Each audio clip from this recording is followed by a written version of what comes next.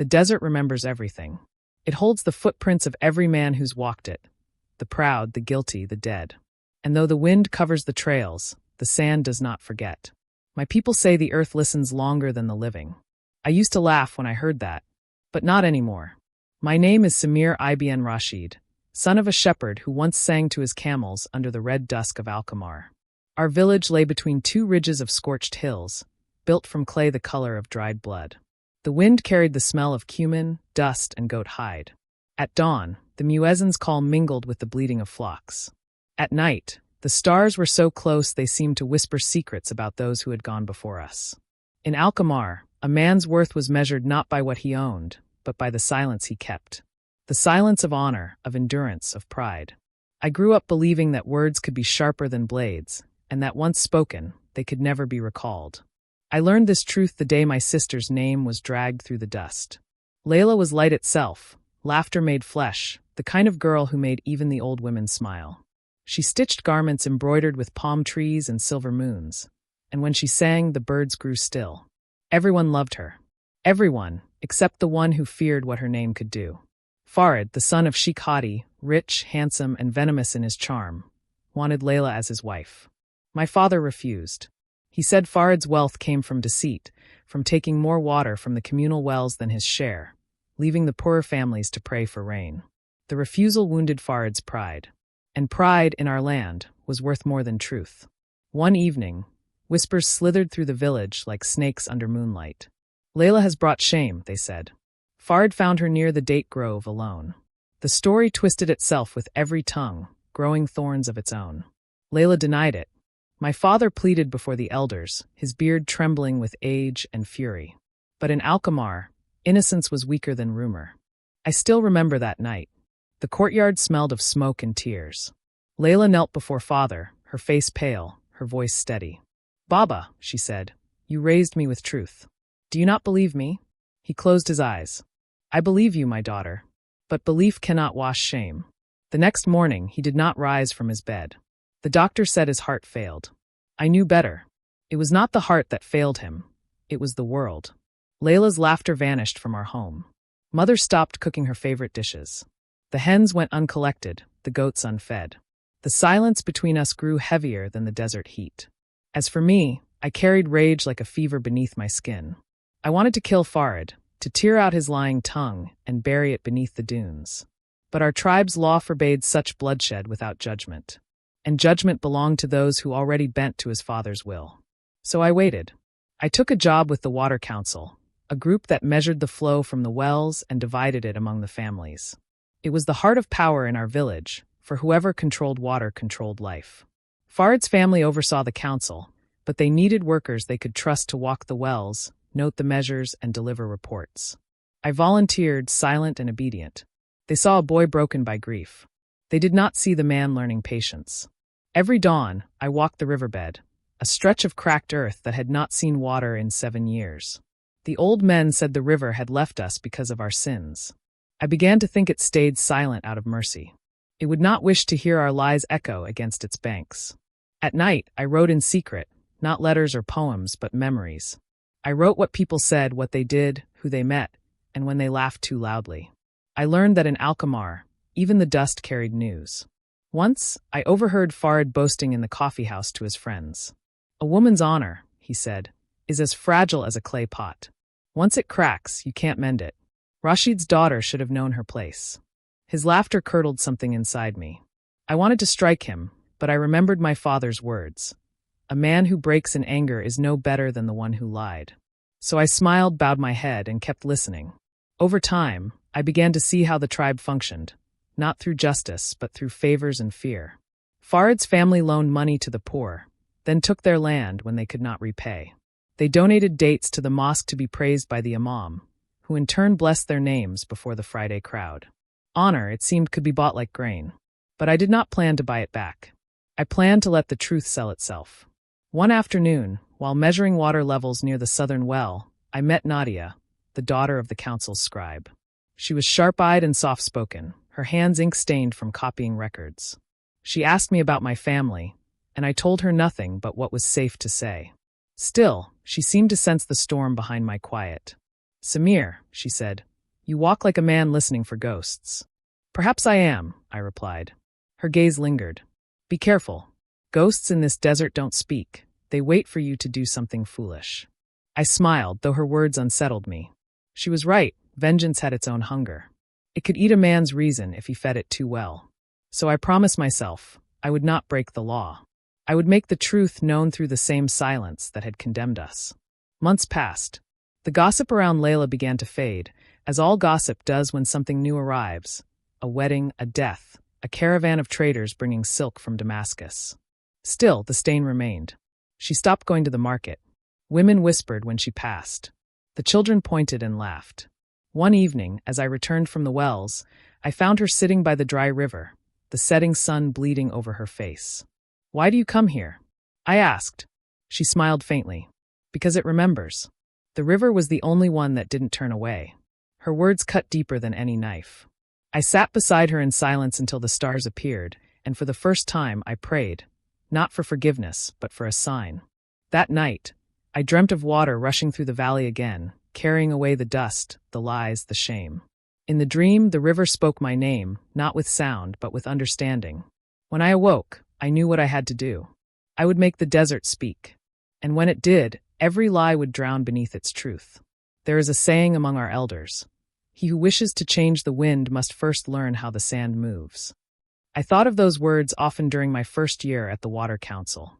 The council's building was a flat-roofed structure of sun-baked stone near the eastern well, shaded by two lonely palm trees that looked older than sin itself. Inside, the air smelled of parchment and camel sweat. Every morning, men gathered to argue about water shares, how many skins each family deserved, how deep to dig the new wells, who had the right to repair the old canals. Beneath their words ran the same unspoken current: power. Farid sat at the head of the council, his father's ring gleaming on his finger.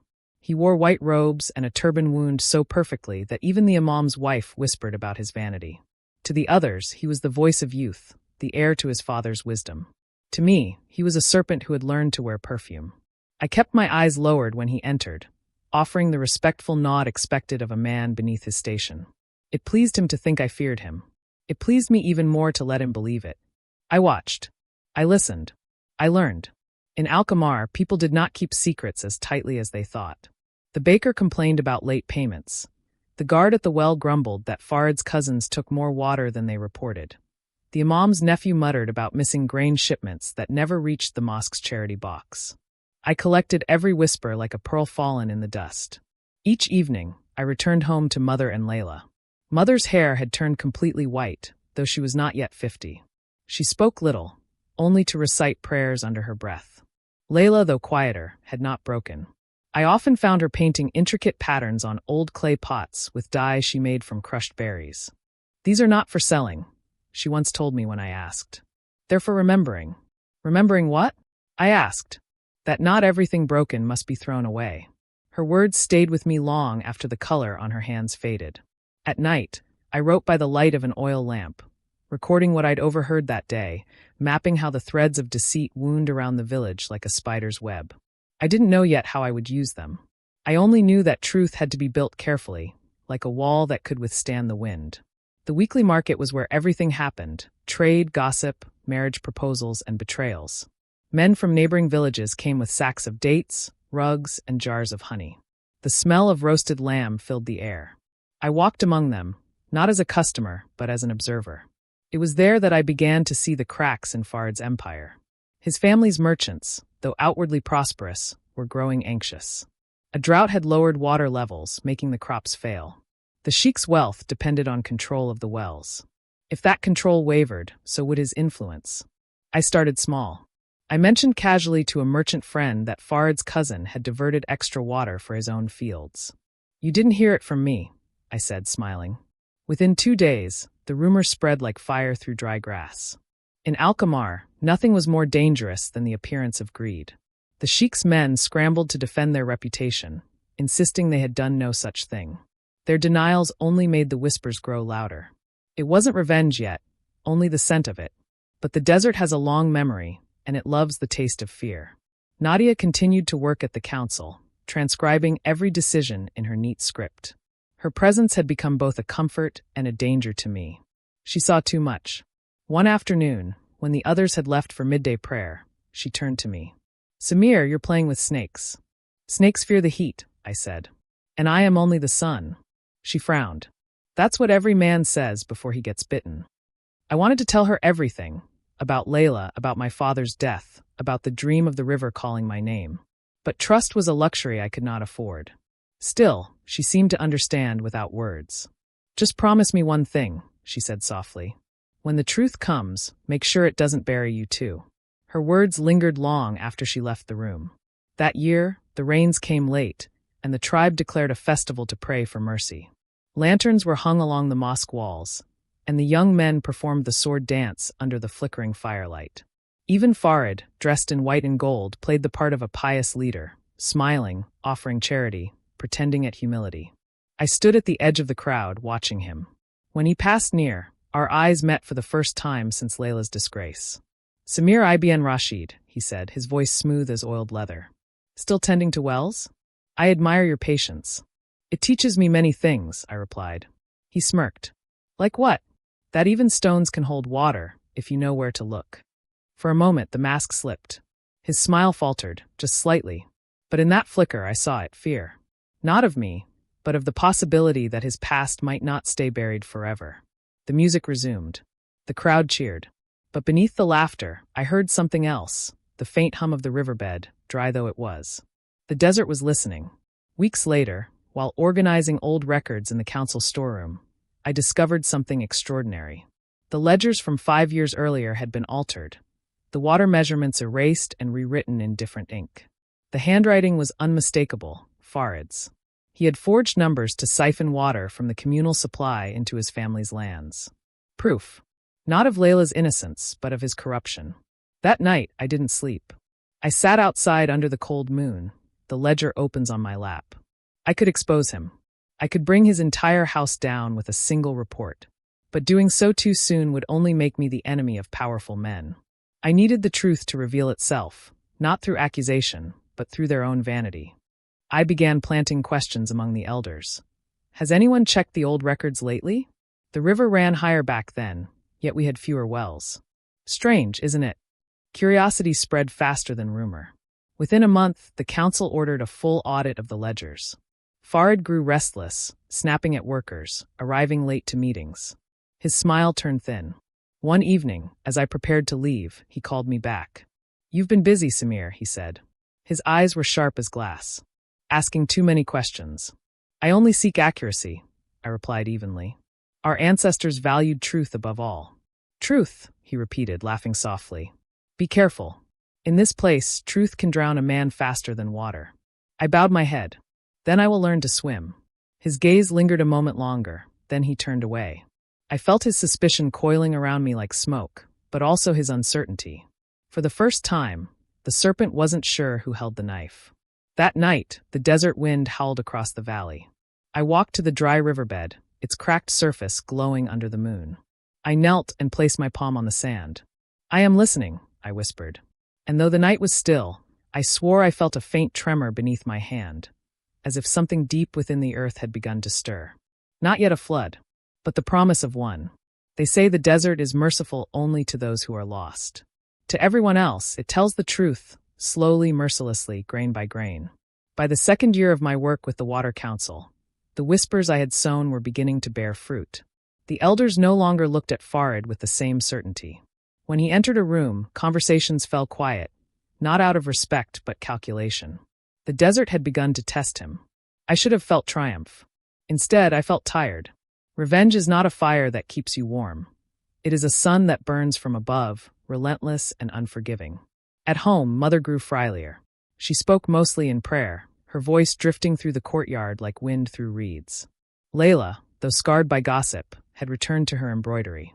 The patterns she stitched had changed, no longer flowers or palm trees, but eyes, endless eyes, watching from behind veils of thread.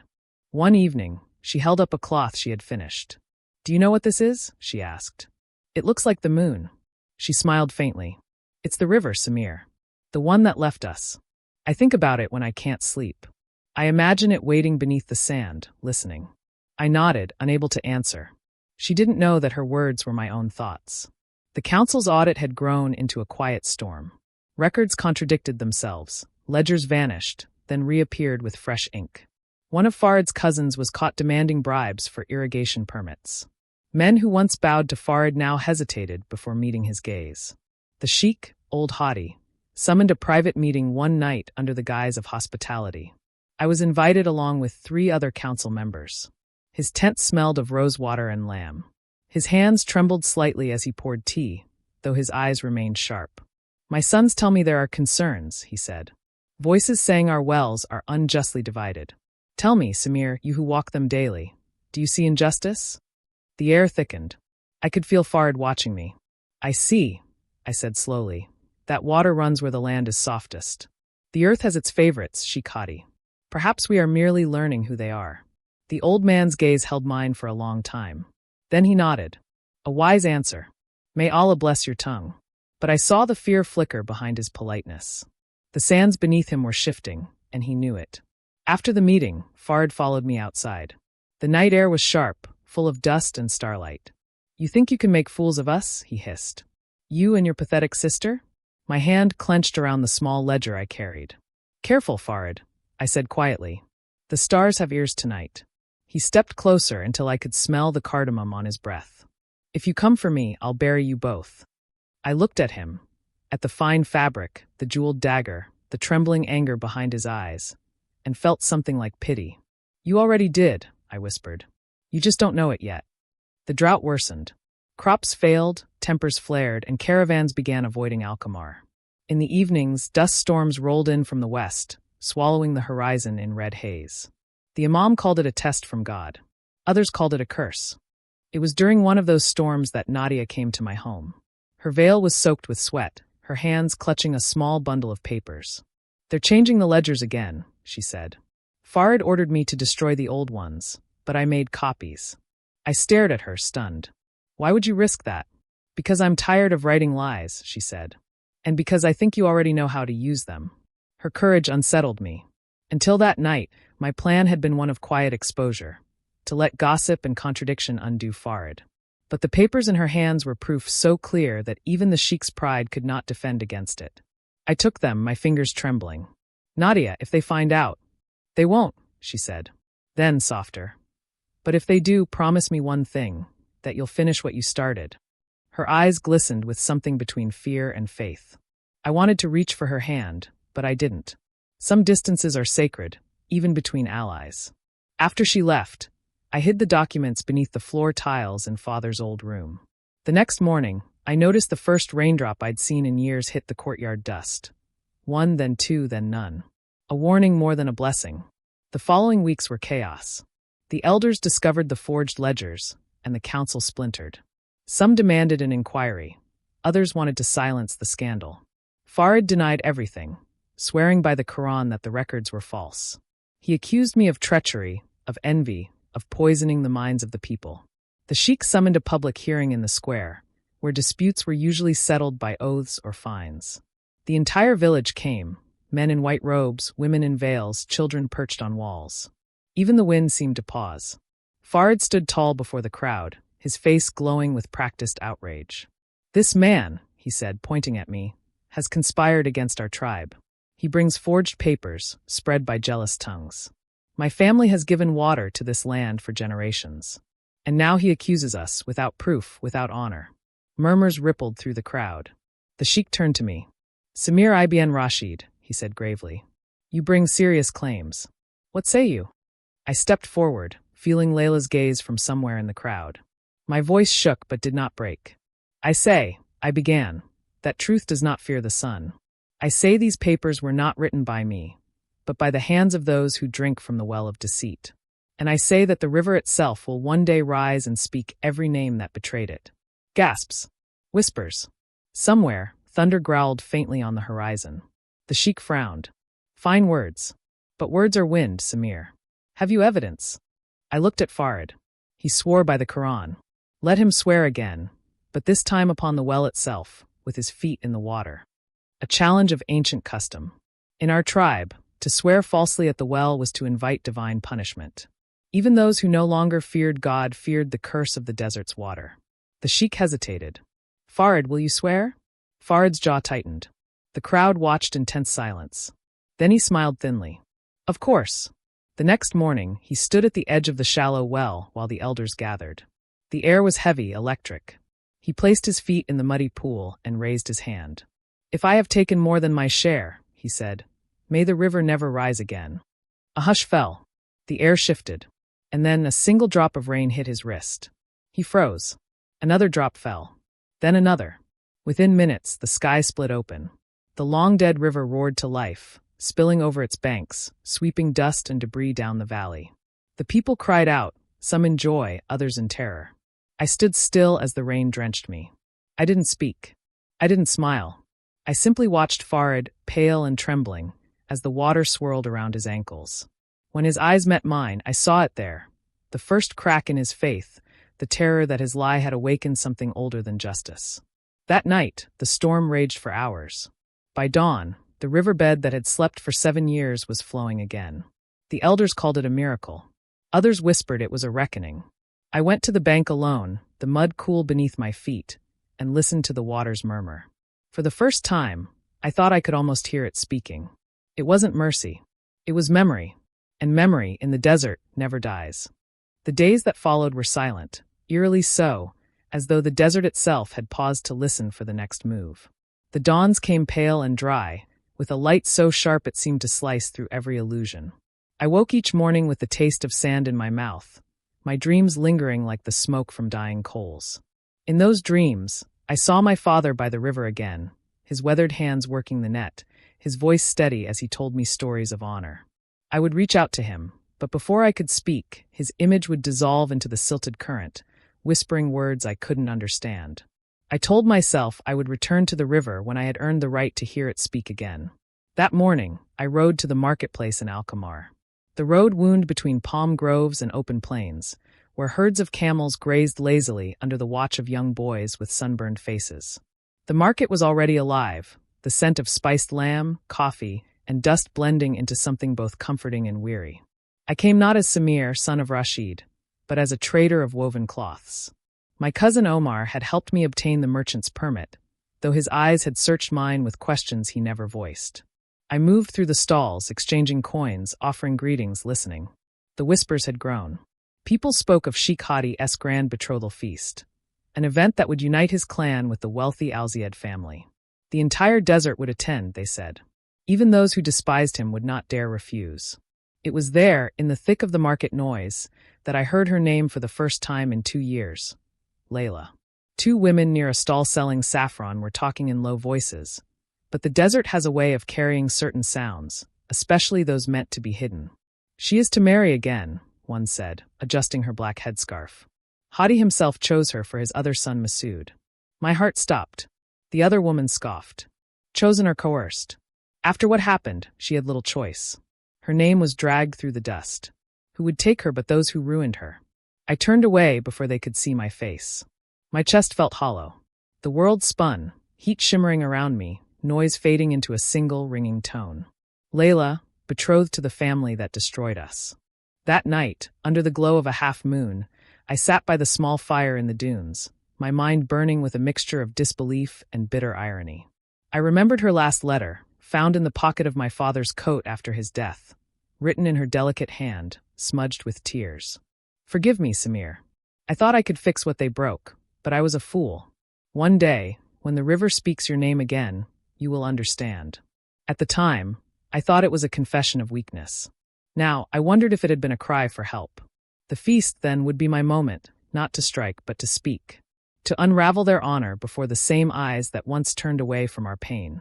Over the following weeks, I watched Alkmaar come alive with preparations. Lanterns were hung along the palm-lined streets, and caravans arrived bearing gifts and spices. Drummers practiced under the shade of fig trees, their rhythms echoing across the valley.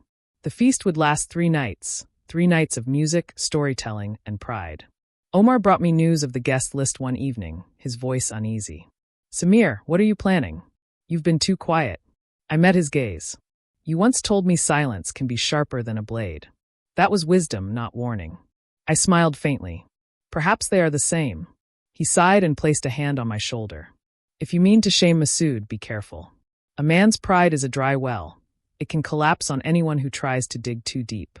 I nodded, though my mind was already far ahead, drafting, shaping, weaving. My revenge would not come from violence or deceit. It would come from truth, delivered so cleanly that it would cut through every layer of denial Masood had built around himself. A week before the feast, I rode to the outskirts of the wadi, the dry riverbed that had once flowed through our lands. The wind carried the scent of tamarisk and salt. I knelt beside the cracked earth, brushing my hand against the faint lines where water once ran. "Father," I whispered, "I will not break our law, but I will not let silence bury us either." As I stood to leave, I noticed something glimmering half-buried in the sand, a silver bangle, tarnished by time. I knew it immediately, Layla's. She had worn it on the day I last saw her, when the men from Masood's clan came to demand she testify falsely against my father in the tribal court. She had refused. And the next morning, my father's body was found by the river, his throat bruised, his honor questioned. I clenched the bangle in my hand until the metal bit into my skin. It was as though the desert itself had returned her voice to me, a relic of guilt and love unearthed by fate. That night, I began writing letters, carefully worded accounts of what had truly happened that year, supported by documents I had quietly gathered over the past months. The old contracts, the hidden witnesses, the confessions of men who thought the past was forgotten. I sealed each letter with my father's stamp, a falcon poised over a wave. They would reach every chieftain, every elder, every traitor whose favor Masood sought. Still, I felt a heaviness in my chest, a conflict between vengeance and compassion. For what if Layla's silence had been forced? What if, like me, she had been trapped beneath the weight of their power? The next evening, as the first guests began arriving at the oasis for the feast, I approached Alkamar's outskirts under a sky bruised with dusk. The drums echoed across the sand, deep and mournful. I carried the silver bangle in my pocket and a calmness in my heart that felt almost unnatural. I did not come with fire or blade. I came with truth. But as I drew closer, I saw her, Layla, standing beside Masood's eldest son, her face hidden beneath a red veil, her posture still and rigid. Our eyes met briefly across the courtyard. There was shock in hers, and something else. Regret, perhaps. Or warning. Then she looked away. It was in that moment, as the music rose and the desert wind shifted, that I realized something deeper was unfolding, something beyond my design. Because in her eyes, for that single instant, I saw not guilt, but fear. And it was not fear of me. It was fear for me. The realization struck me harder than the heat. My plans, my letters, my careful patience, they were not the end of this story. They were merely the beginning of another storm waiting beneath the sand. The drums beat louder. The lanterns swayed in the wind. And in the distance, the faint murmur of the river carried through the night air, like a whisper that hadn't yet decided whose name it would speak next. The third night of Sheikh Hadi's feast began beneath a sky heavy with stars, the kind that looked close enough to touch. Every lantern flickered in rhythm with the drums, and the scent of roasted lamb and cardamom hung thick in the air. Men in embroidered robes reclined on patterned cushions, while women, veiled in crimson and gold, moved like drifting light between the tents. I stood at the edge of it all, half in shadow, half in sight. The air shimmered with heat, with expectation, with lies polished to the shine of tradition. Somewhere among the laughter and the music, Layla's veil flashed red in the torchlight, and my heart clenched. I had come to deliver justice with the quiet force of truth. My letters had already traveled across the desert, carried by writers who thought they were delivering invitations. Each envelope contained evidence of Sheikh Hadi's deceit, false testimony, bribed witnesses, falsified seals. By morning, his reputation would bleed into the sand. But vengeance, I learned, has its own pulse, one that does not wait for dawn. The announcement of the marriage was to happen after the evening prayers. As the muezzin's voice rose and fell, echoing through the valley, I felt the world tighten around me. Every breath tasted like metal. Every sound came slower, heavier. Masood appeared then, tall and proud, his robes a deep indigo trimmed with silver. His face was carved with confidence, the confidence of a man who had never once been held accountable for his sins. To his right stood his eldest son, Nabil, broad-shouldered, handsome, and young, his eyes the color of dried clay. Layla stood beside him, still as a statue, her veil hiding everything but her trembling hands. "Tonight," Masood declared, his voice booming across the courtyard, "two houses become one, and the river itself will witness their unity." A ripple of applause followed. The drums rolled. I stepped forward from the shadows. I have come to let the river speak, I said. The music faltered. All eyes turned toward me. Even the wind seemed to pause. Masood's gaze hardened. Who are you to interrupt a sacred ceremony? I drew the falcon-stamped seal from my robe and raised it high. I am Karim ibn Faisal. A murmur tore through the crowd. Masood's eyes widened, just slightly, but his voice stayed smooth. The son of a traitor returns to poison the air of his people? I stepped closer, my voice steady. My father was no traitor. He was murdered by lies, lies that you paid for with gold. Gasps. The crowd shifted uneasily. A few elders exchanged glances, their silence louder than shouts. Masood lifted his chin. You speak dangerously, boy. If you carry accusations, you carry proof. I smiled faintly. Then the desert will have proof enough before dawn. He frowned. What do you mean? Ask your messengers, I said, my eyes locked on his. By now, every leader from Al-Safir to Najd will have your letters. Your false seals. Your betrayal of tribal law. The truth you buried with my father is walking the dunes tonight. Masood's composure cracked for the first time. His jaw tightened. Around us, whispers spread like fire. The elders murmured, the guests recoiled, and the drummers' hands hovered uncertainly over their instruments. But before he could speak, a sound broke through the tension, soft at first, then rising. Layla's voice. Enough! She stepped forward, lifting her veil. Her face, pale under the torchlight, carried the exhaustion of years spent silenced.